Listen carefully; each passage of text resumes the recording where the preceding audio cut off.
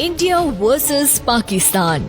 दोस्तों, आज हम इन दोनों देशों की 10 अलग अलग तरह से कंपैरिजन करने वाले हैं कि 1947 में अंग्रेजों से आजादी पाने के बाद से 2024 तक इन दोनों देशों ने 76 साल में क्या क्या हासिल किया है और अब दोनों देश किस पोजीशन पे है, ये सब आज इस वीडियो में हम जानने वाले हैं। उससे पहले वीडियो को लाइक करके कमेंट्स में इंडिया वाले ऑरेंज हार्ट और पाकिस्तान वाले ग्रीन हार्ट जरूर दीजिएगा।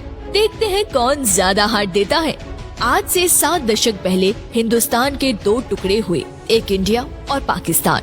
वो पाकिस्तान जो बना ही इसलिए था क्योंकि मोहम्मद जिन्ना के हिसाब से मुस्लिम को इंडिया में ना तो उनकी आजादी मिल रही थी, ना उनका हक और ना ही आगे बढ़ने की उम्मीद। पर क्या आज पाकिस्तानी के पास ये सब कुछ है? कमेंट्स जरूर कीजिएगा। नंबर 1, सबसे पहले बात करते हैं लैंड एरिया की। इस्लामिक रिपब्लिक ऑफ पाकिस्तान, अगर इसके क्षेत्रफल की बात करें तो ये देश 8,81,000 वर्ग किलोमीटर में फैला हुआ है, जिसमें टोटल 8 राज्य शामिल है, जिसकी सीमाएं पूर्व में भारत, उत्तर पूर्व में चीन और पश्चिमी अफगानिस्तान और ईरान से मिलती है, जबकि दक्षिण में इसकी सीमाएं अरेबियन सागर से जुड़ी हुई है। वहीं भारत की बात करें तो यहाँ का टोटल लैंड एरिया 32,87,000 वर्ग किलोमीटर में फैला हुआ है, जो कि पाकिस्तान से 5 गुना बड़ा देश है, जिसमें टोटल 28 राज्य और 8 केंद्रीय शासित प्रदेश शामिल है, जिसकी सीमाएं पूर्व में बांग्लादेश, उत्तर पूर्व में चीन, नेपाल, म्यांमार और भूटान और पश्चिमी पाकिस्तान से मिलती है, जबकि दक्षिण में इसकी सीमाएं अरेबियन सागर से जुड़ी हुई है। नंबर 2, रिलीजन, धर्म, मजहब हर एक को प्यारा होता है। इन्हीं रिलीजन को समझने के लिए त्योहार मनाए जाते हैं। दोस्तों, पाकिस्तान की कुल आबादी करीबन 25 करोड़ के आसपास है, जिसमें 97% मुस्लिम है, जो कि इंडोनेशिया के बाद दूसरा सबसे बड़ा मुस्लिम पॉपुलेशन वाला देश है। और कहा जाता है कि 2030 तक पाकिस्तान मुस्लिम पॉपुलेशन के साथ वर्ल्ड का सबसे बड़ा देश बन जाएगा। वैसे पाकिस्तान में टोटल 60 भाषाएं बोली जाती है, जिसमें से उर्दू मेन लैंग्वेज है। इसके अलावा उर्दू, सिंधी, पश्तो, बलोच और पंजाबी भाषा भी ज्यादातर लोग बोलना पसंद करते हैं।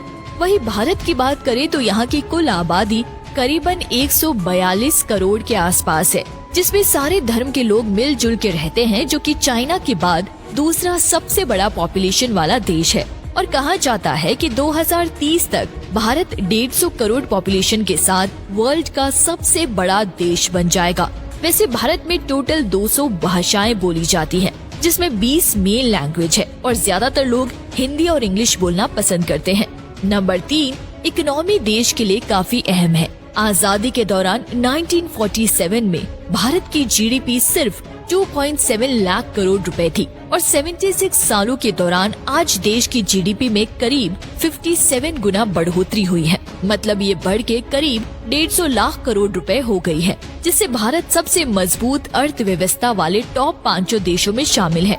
वहीं पाकिस्तान इस मामले में 42वें स्थान पर है।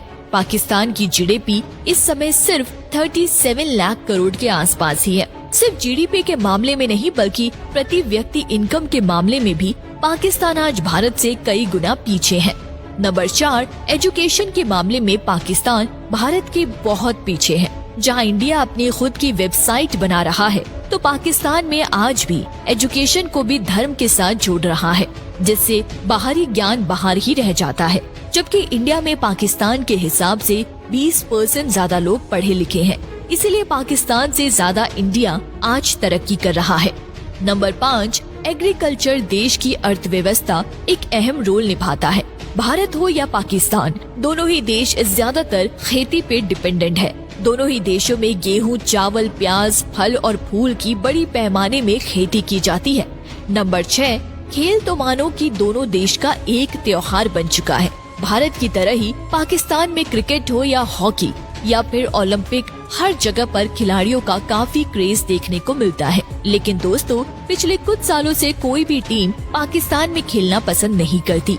उसका कारण भी आप जानते ही हो। खैर, चलते हैं अगले नंबर पर। नंबर 7, आज अंतरिक्ष की फील्ड में भारत एशिया का नंबर 1 कंट्री माना जाता है। पाकिस्तान ने भारत से पहले अपनी स्पेस एजेंसी बनाई थी, लेकिन आज उसका कोई नाम तक नहीं जानता। वही भारत की स्पेस एजेंसी इसरो दुनिया का अपना कमाल दिखा चुकी है। इसरो के गठन से करीब 8 साल पहले पाकिस्तान ने 16 सितंबर 1961 में स्पेस सेंटर पर एटमॉस्फेयर रिसर्च ऑर्गेनाइजेशन बना ली थी, लेकिन आज तक पाकिस्तान ने सिर्फ 5 ही सैटेलाइट छोड़े हैं। तो वही 1975 से लेकर अभी तक भारत ने 116 उपग्रह लॉन्च किए हैं। फरवरी 2017 में इसरो ने एक ही बार में 104 सैटेलाइट्स लॉन्च करके एक नया रिकॉर्ड बनाया था। नंबर 8, टूरिज्म देश की इकोनॉमी में एक बहुत बड़ा रोल अदा करता है, जिससे कि बाहरी पैसा देश में आए।